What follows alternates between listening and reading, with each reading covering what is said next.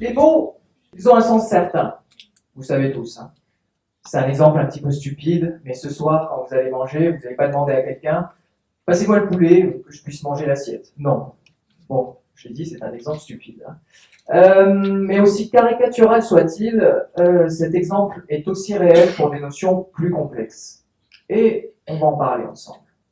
Ma spécialité à moi, vous avez dû l'entendre, c'est le droit, et plus particulièrement le droit international de l'environnement. Oui, mais cette bataille des mots, elle n'existe pas uniquement en matière environnementale. Vous avez dû en entendre parler tous les jours. Est-ce que l'État islamique est un État? Est-ce que c'est un terroriste? Comment définir un terroriste? Est-ce que c'est un dictateur? Etc., etc. Bref, rien de nouveau ce soir, c'est quelque chose de connu. Mais, bien évidemment, c'est une soirée relative à l'environnement et nous allons parler de notions, 4 notions que vous connaissez, qui sont extrêmement utilisées, mais assez mal comprises, voire mal interprétées. Mes diapositives seront très austères. Il n'y aura que des mots. C'est fait exprès. Je ne veux pas vous influencer en quoi que ce soit sur la compréhension des notions que je vais présenter. Donc la première notion est le réchauffement climatique. Oui, qui n'a pas entendu parler du réchauffement climatique en 2015? Personne, oui, évidemment. Tout le monde utilise cette notion. Le grand public, les hommes politiques, nos élus et les scientifiques. Alors, les scientifiques, je les mets un peu de côté parce que eux, ils l'utilisent de la meilleure manière possible. Hein, et je vous renvoie au dernier rapport du GIEC. Non. Ce qui m'intéresse, c'est plutôt l'analyse qu'en fait le grand public de manière donc générale. Oui. Alors, et nous, les juristes, est-ce qu'on parle de réchauffement climatique? Est-ce que je parle de réchauffement climatique? Est-ce que j'en ai déjà parlé dans mes écrits? Non, on n'utilise pas du tout cette expression. Pourquoi? Alors que tout le monde en parle. Tout simplement parce qu'on se base sur des textes juridiques. Et le texte juridique relatif à cette notion, c'est la Convention 4 des Nations Unies de 92 sur les changements climatiques, et non pas le réchauffement. Pourquoi on a utilisé le terme de changement, et non pas de réchauffement? 92, hein, tout le monde a commencé à parler de ça dans les années 2000. Eh bien, ça n'a pas été choisi au hasard, parce que c'est un terme beaucoup plus neutre que celui de réchauffement. Beaucoup plus neutre. Qui peut critiquer la notion d'évolution du climat? Le climat change. Il pleut, il fait beau. Bon, c'est plus compliqué que ça, évidemment. Quasiment personne. En bref, c'est une notion très neutre.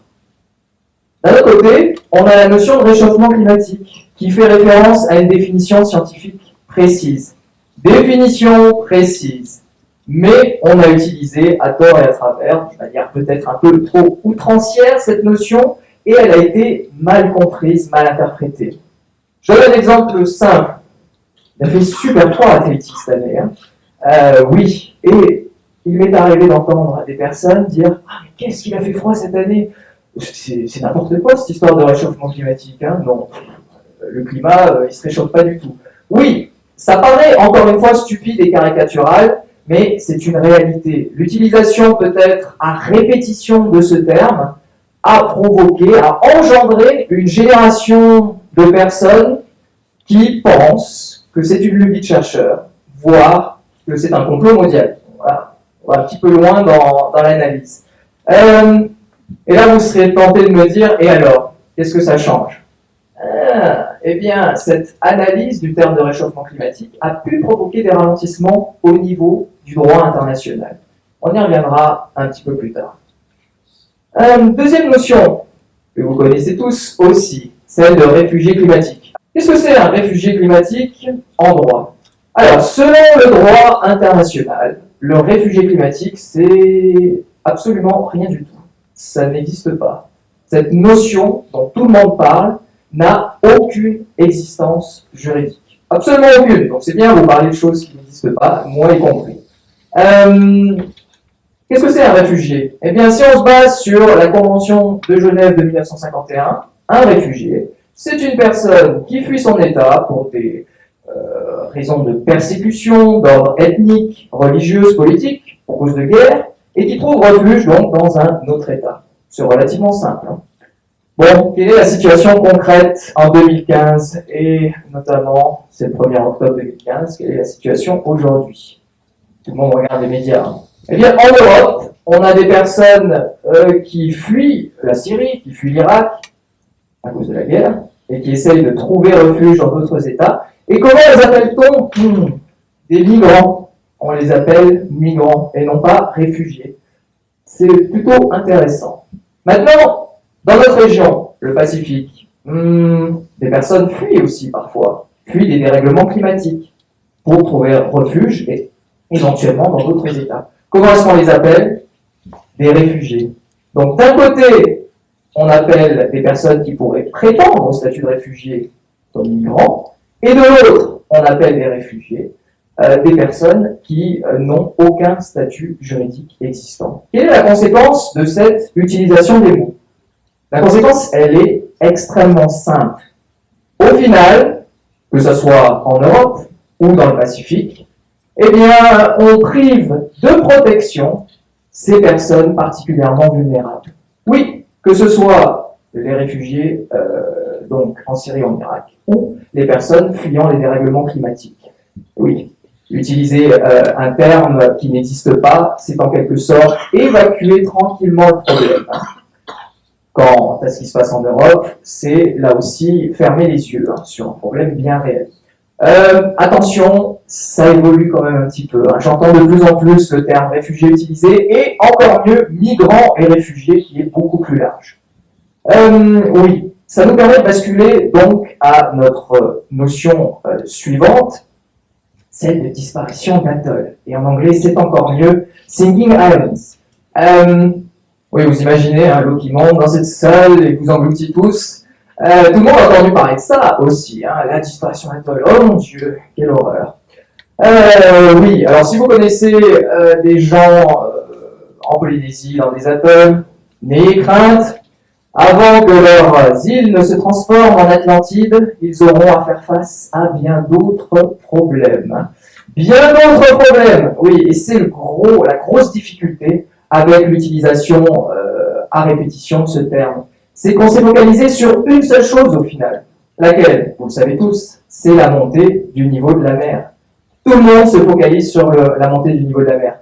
Alors qu'il existe d'autres problématiques liées au changement climatique, salinisation des eaux, érosion plus prononcée, cyclones et tempêtes qui seront éventuellement plus intenses, on en parle beaucoup en ce moment avec El Niño, etc. Alors je ne suis pas un scientifique, je ne fais pas de science dure. Quelle est la conséquence au niveau juridique? Au niveau juridique aussi, on oublie certaines choses. Qu'est-ce que c'est une île? Selon la Convention de Montego Bay 82, une île, c'est un espace qui, à marée haute, est totalement découvert. Ok, donc si à marée haute, y compris des marées de tempête, l'île n'est pas totalement découverte, on peut la considérer comme étant un rocher. Et un rocher, quel est le problème? Eh bien, il ne peut servir de base aux zones, à l'espace maritime. Je parle bien évidemment de la ZEE. Mais adieu zone économique exclusive, adieu ressources. C'est là où je voulais en venir. Donc, par la focalisation sur un seul terme, on en vient à oublier d'autres problèmes bel et bien présents. Autre partie de la problématique liée à l'utilisation outrancière de ce terme. Ça peut provoquer la panique aussi. On peut provoquer une certaine panique qui va pousser à des migrations, alors que pour le moment, je ne dis pas que c'est mal de prévenir, bien évidemment, alors que, bien évidemment, pour l'instant, tout va bien. Oui, n'oubliez pas, le droit international, le but, c'est de préserver les territoires, pas de pousser à l'exode. On bascule à la dernière notion, c'est la notion de COP21. Oui, COP21, on en a parlé, j'ai même vu sur l'article de présentation de l'événement Félix, pourquoi est-ce qu'on fait l'environnement? À cause de la COP21. Il y a des spots à la télévision, encore une fois tout le monde en parle, mais finalement ça correspond à quoi? Parce que je plante un cocotier, COP21, je recycle mes déchets, COP21. Oui, mais bon, à quoi cela correspond? C'est très simple. COP, c'est la conférence, une réunion des États ayant ratifié la convention dont j'ai fait mention, la convention de 92 sur les changements climatiques, et 21, c'est la 21e fois qu'ils se réunissent. Oui, ils se réunissent une fois par an, mais la convention est entrée en vigueur en 94 et la première réunion a eu lieu en 95, donc même si je suis nul en maths, théoriquement, c'est bon. Là, vous pourriez m'énoncer, justement, pourquoi est-ce qu'on nous bassine avec COP21 s'ils se réunissent chaque année? L'année dernière, c'était au Pérou, l'année prochaine, ce sera au Maroc. Quelle est la différence cette année? Eh bien, la différence, c'est qu'on on va essayer de parvenir à un accord contraignant et universel sur la réduction des gaz à effet de serre. Ok, en fait, ça existe déjà. Hein. C'est ce qu'on appelle le protocole de Kyoto, qui date de 97. Mais le protocole de Kyoto, il n'a pas vraiment fonctionné. Il n'a jamais fait l'unanimité. En bref, on essaye de passer à la suite et de construire un traité, un véritable traité sur des fondements solides. Donc, est-ce que c'est important COP21? Oui. La conférence de Paris en décembre est très, très importante à ce niveau-là. Et je vous conseille de vous informer à ce propos parce qu'on est dans le Pacifique. Donc, on est quand même dans une région particulièrement vulnérable par rapport aux effets des changements climatiques. Pour conclure, et oui, pour conclure, que dire? Vous pourriez me reprocher d'être naïf. En quoi l'utilisation de mots plus adéquats changerait quoi que ce soit au plan international? Pourquoi utiliser tel terme par rapport à un autre? Est-ce que ça va changer quelque chose? Est-ce que ça aurait changé quelque chose?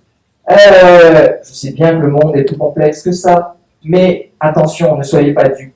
Au plan international, les mots ont une importance fondamentale. Si vous avez suivi, c'est la 70e Assemblée Générale des Nations Unies en ce moment. Et qu'est-ce qu'on peut en conclure? On peut en conclure que, en fonction des mots utilisés, eh bien, on peut arriver à un immobilisme total au niveau du droit international, ou au contraire à des actions concrètes. Le mot de la fin, ne mangez pas l'assiette. Merci à tous.